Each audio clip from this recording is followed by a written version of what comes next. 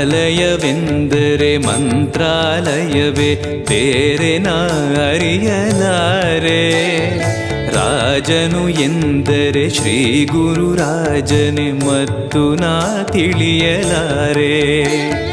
ಆಲಯವೆಂದರೆ ಮಂತ್ರಾಲಯವೇ, ಬೇರೆ ನಾ ಅರಿಯಲಾರೆ.